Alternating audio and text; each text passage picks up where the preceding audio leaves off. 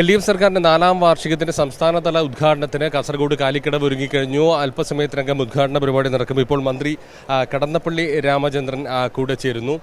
കഴിഞ്ഞ കാലയളവിൽ LDF സർക്കാർ നടപ്പിലാക്കിയ വികസന നേട്ടങ്ങളെല്ലാം തന്നെ ജനങ്ങളിലേക്ക് എത്തിക്കുകയാണ്. അത് സജീവമായി ചർച്ച ചെയ്യും. അപ്പോൾ ഇതിനൊരു മുഖവുര ആവശ്യമേ ഇല്ല. പകൽ വെളിച്ചം പോലെ ജനങ്ങൾക്ക് അവരുടെ ജീവിതത്തിൽ ബോധ്യമായ സത്യവസ്തുതകളാണ് ഈ കഴിഞ്ഞ കാലഘട്ടങ്ങളിൽ പിണറായി വിജയൻ്റെ നേതൃത്വത്തിൽ നിർവഹിച്ചുകൊണ്ടിരിക്കുന്ന LDF സർക്കാരിൻ്റെ ഒരു മുഖമുദ്ര. ജനങ്ങൾക്ക് യാതൊരു സംശയം അക്കാര്യത്തിലില്ല. കാരണം അവരുടെ ജീവിതത്തിൽ അവർക്ക് ബോധ്യമുള്ള കാര്യമാണ്. ആ ബോധ്യമുള്ള കാര്യം കേന്ദ്രം ഭരിക്കുന്ന കേരള വിരുദ്ധ നിലപാടുകൾ സ്വീകരിക്കുന്ന കേന്ദ്രം തന്നെ പച്ചയായി പറയേണ്ടി വന്നു. കാരണം പകൽ വെളിച്ചം ഒരു സത്യാവസ്ഥ.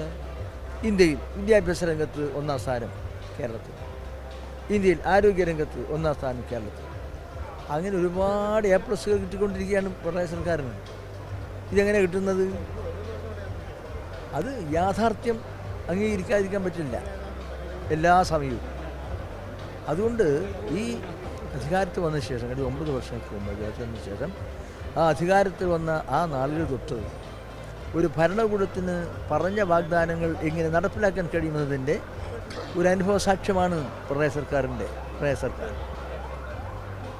അതാണ് ഞങ്ങളുടെ കരുത്തും ശക്തിയും. അതിന് ജനങ്ങളുടെ നിർലോഭമായ സഹായങ്ങളും പിന്തുണയും ലഭിച്ചുകൊണ്ടിരിക്കുന്നു എന്നത് ഒരു വസ്തുതയാണ്. ഏറ്റവും പ്രധാനപ്പെട്ട ഒരു സാക്ഷ്യം എന്ന് പറയുന്നത് നമ്മുടെ തൊട്ട് പുറകിൽ തന്നെ കാണാം. നമുക്ക് ദേശീയപാത അതോറിറ്റി ഓഫീസ് അടച്ചു പോയതാണ്. പക്ഷേ നമുക്കിവിടെ ഈ ദൃശ്യങ്ങളിൽ കാണാം ദേശീയപാത പൂർത്തിയായിക്കൊണ്ടിരിക്കുകയാണ്. അതാണ് ദേശീയപാത ഉൾപ്പെടെ. അതായത് ഒരു സംസ്ഥാന സർക്കാർ എന്തെല്ലാം കാര്യങ്ങളാണോ ദേശീയപാത ഉൾപ്പെടെയുള്ള വിഷയങ്ങളിൽ നൽകേണ്ടത്, അത് നൽകുന്നതിന് യാതൊരു പ്രതിബന്ധവും പ്രയാസങ്ങളും ഉണ്ടാക്കാതെ അതിന് കൂടെ നിൽക്കുന്നു, ജനങ്ങൾക്ക് വേണ്ടി നിൽക്കുന്നു. അത് കേരളത്തിൻ്റെ പുരോഗതി, കേരളത്തിൻ്റെ വികസനം, അതിനാണ് എപ്പോഴും മുൻതൂക്കം കൊടുത്തിരിക്കുന്നത്. അത് കക്ഷി രാഷ്ട്രീയത്തിൻ്റെ ഇടുങ്ങിയ വഴികളിൽ സഞ്ചരിച്ചുകൊണ്ട് വികലമായ നിലയിലുള്ള ചിന്തകൾ ഒന്നും ഇടതുപക്ഷ ജനാധിപത്യ സർക്കാരിൻ്റെ ഭാഗത്തു നിന്ന്, പ്രത്യേകിച്ച് പിണറായി വിജയൻ്റെ ഭാഗത്തു നിന്ന് ഉണ്ടായിട്ടില്ല എന്നത് ഒരു വസ്തുതയാണ്. വികസനം ചർച്ച ചെയ്യുമ്പോൾ, വികസനം ജനങ്ങളുമായി ബന്ധപ്പെട്ട് അതുമായി ബന്ധപ്പെട്ട സംവാദം നടത്തുമ്പോൾ പ്രതിപക്ഷം അത് ബഹിഷ്കരിക്കുകയാണ്. അതെ, അത് പിന്നെ അത് വല്ല പ്രതിപക്ഷം ബഹിഷ്കരിച്ചില്ലെങ്കിൽ മാത്രമേ അത്ഭുതം. കാരണം അതാണല്ലോ കേരളത്തിൻ്റെ പ്രതിപക്ഷം.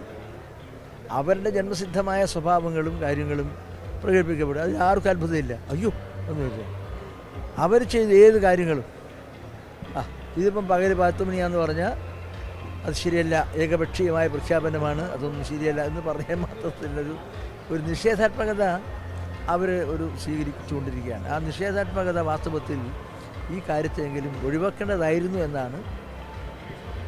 ഈ 2016 ശേഷമുള്ള സർക്കാരിന് ഒരുപാട് പ്രതിസന്ധികൾ നേരിടേണ്ടി വന്നിട്ടുണ്ട്. പ്രളയം, മൂക്കി, നിപ്പ, അതോടൊപ്പം തന്നെ അതിനപ്പുറത്ത് വലിയൊരു പ്രതിസന്ധി ഇപ്പോൾ നേരിടേണ്ടി വരുന്നത് കേന്ദ്ര സർക്കാർ തുടരുന്ന അവഗണനയാണ്. ഇത്തരം പ്രതിസന്ധികളെല്ലാം മറികടന്നുകൊണ്ട് ഒരു ബദൽ തീർക്കുകയാണല്ലേ? തീർച്ചയായിട്ടും.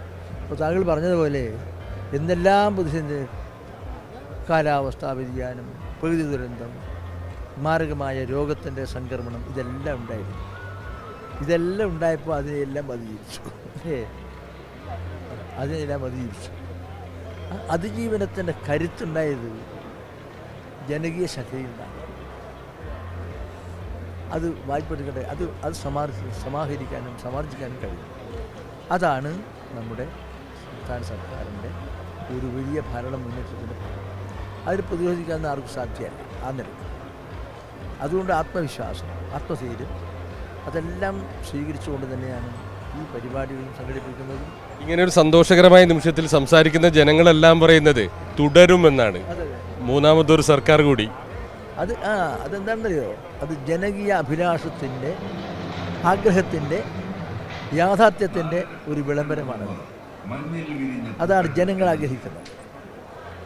ആ ജനങ്ങൾ ആഗ്രഹിക്കുന്നു. കാരണം അനുഭവങ്ങളുടെ അടിസ്ഥാനത്തിലാണ്. ഇതാണ് ഞങ്ങളെ രക്ഷിക്കാൻ രക്ഷകനാണ്. അത് വെള്ളപ്പൊക്ക കെടുതികാലത്തും നിപ്പകാലത്തും മാരകമായ രോഗങ്ങളെല്ലാം കൊറോണയുടെ കാര്യത്തൊക്കെ തന്നെ സർവ്വരക്ഷകനായി നിന്നു മുഖ്യമന്ത്രി, അചഞ്ചലനായി.